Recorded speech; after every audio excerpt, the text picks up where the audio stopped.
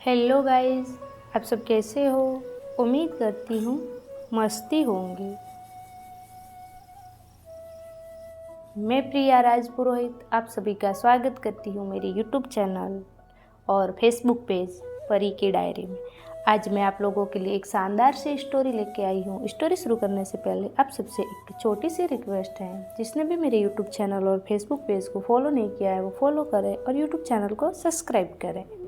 मेरा नाम प्रिया राजपुरोहित है और आज मैं आपको एक कीर्ति नाम की लड़की की कहानी सुनाने वाली हूँ। मेरे पापा मुझसे बहुत प्यार करते थे, लेकिन जब मैं छोटी थी 8 साल की, तभी वो एक एक्सीडेंट में चल बसे।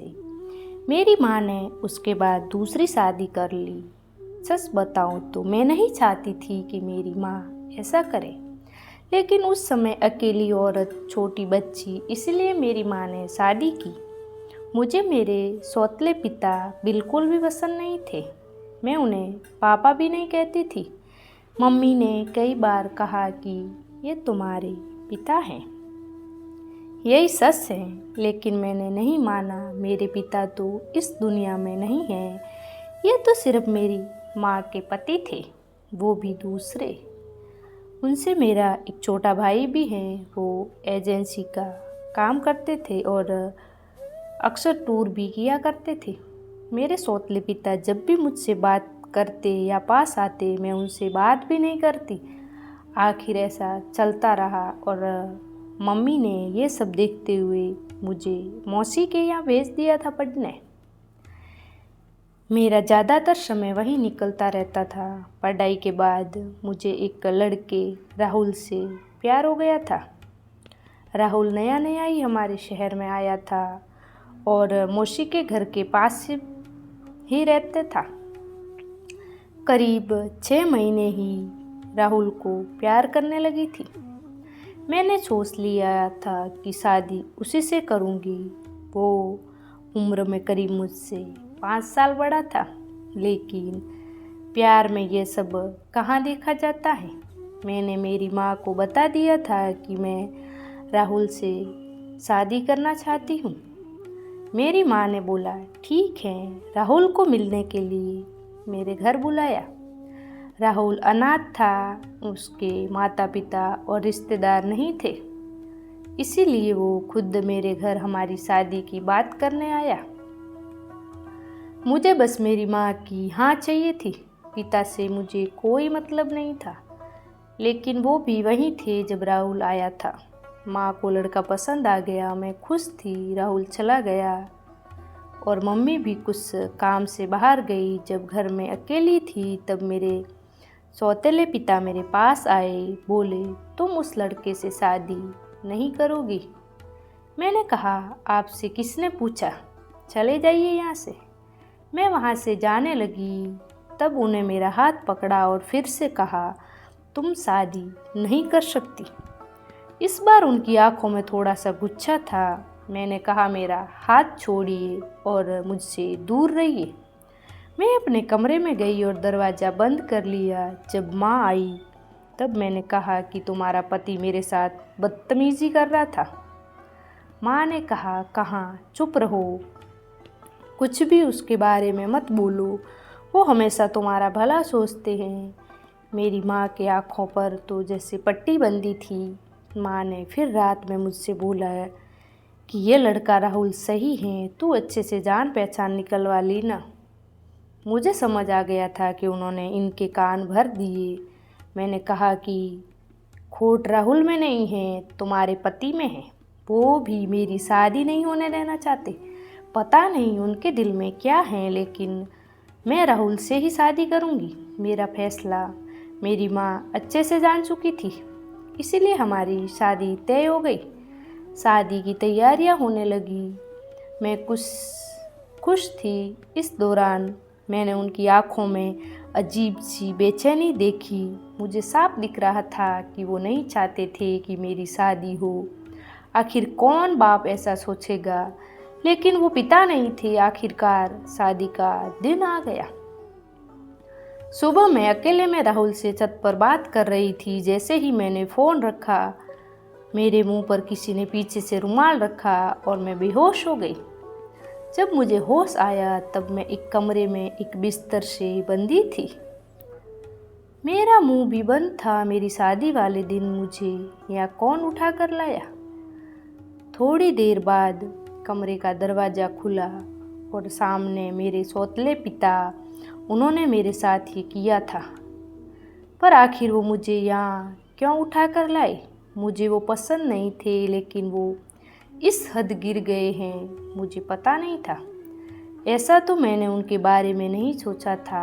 मैं यही सोच रही थी तब वो बोले, मैं तुम्हारी शादी उस लड़के से नहीं होने दूंगा। वो खाना लेकर आए थे। उन्होंने मेरा मुंह खोला। मैंने कहा कि क्या चाहते हो तुम? मेरी शादी से इतने परेशान क्यों हो? मुझे यहाँ बांध कर रखा है। यही है तुम्हारा असली चेहरा। मेरी आवाज़ तेज होती देख उन्होंने मेरा मुंह वापस बांध दिया। आज रात मेरी शादी थी और रात को मैं यहाँ इस कमरे में बंद हूँ।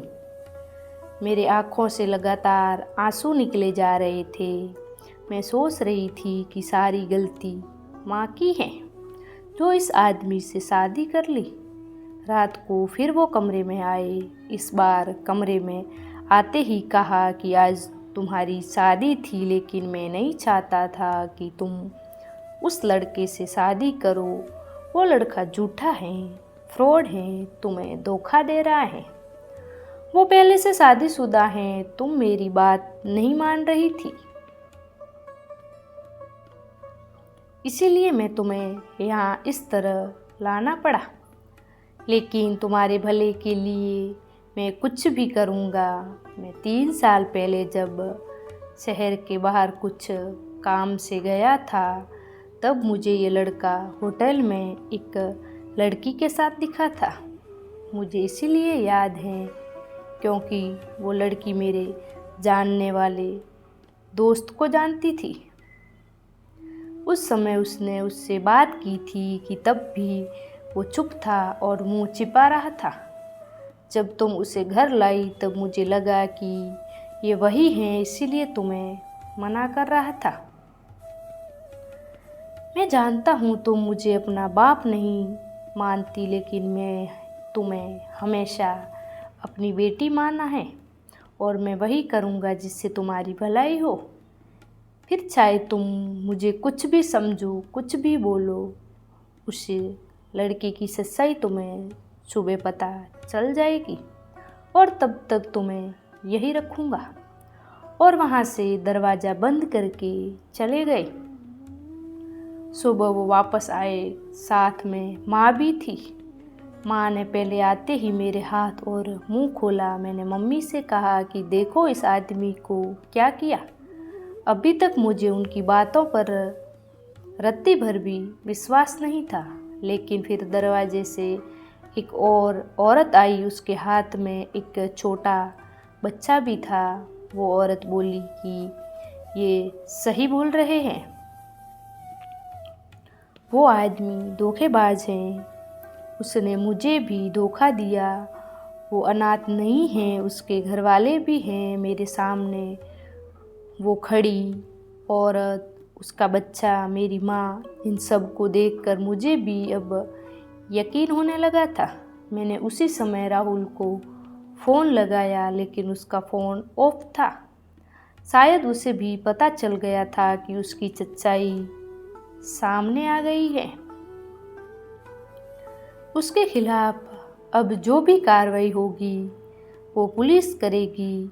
मेरे पिता उसके बाद भी मुझसे बात नहीं कर रहे थे। वो ऐसे ही रह गए थे जैसे पहले, जैसे कुछ हुआ भी ना हो। 5 दिन बाद भी उनका बर्थडे था। मैंने पहली बार केक बनाया और उन्हें सरप्राइज़ दिया। उन्हें बोला, हैप्पी बर्थडे पापा मेरे। ऐसा बोलते ही उनकी आँखों में आंसू आ गए। इतने सालों से दबा रखे थे शायद। बोल बेटा, अब बस मुझे ज़िंदगी से कोई शिकायत नहीं। अब मुझे कुछ नहीं चाहिए। तुमने मुझे पापा कहा, बस इतना ही मैं सुनना चाहता था। तब मुझे समझ आया कि मैं किनकी कच्ची हूँ।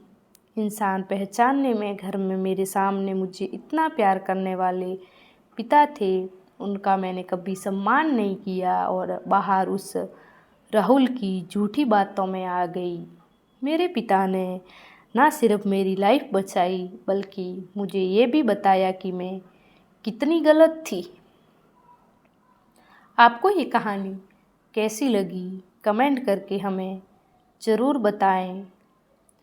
हम इसी तरह की अच्छी कहानियाँ लाते रहेंगे और आपको एंजॉय करवाते रहेंगे। आई होप स्टोरी अच्छी लगी होगी। अच्छी लगी हो तो एक कमेंट करें और हमारे यूट्यूब चैनल को सब्सक्राइब करें, फेसबुक पेज को फॉलो करें और आपके फैमिली फ्रेंड्स के साथ शेयर करना बिल्कुल न भूलें। मिलते हैं एक और नई स्टोरी के साथ, तब तक राधे राधे।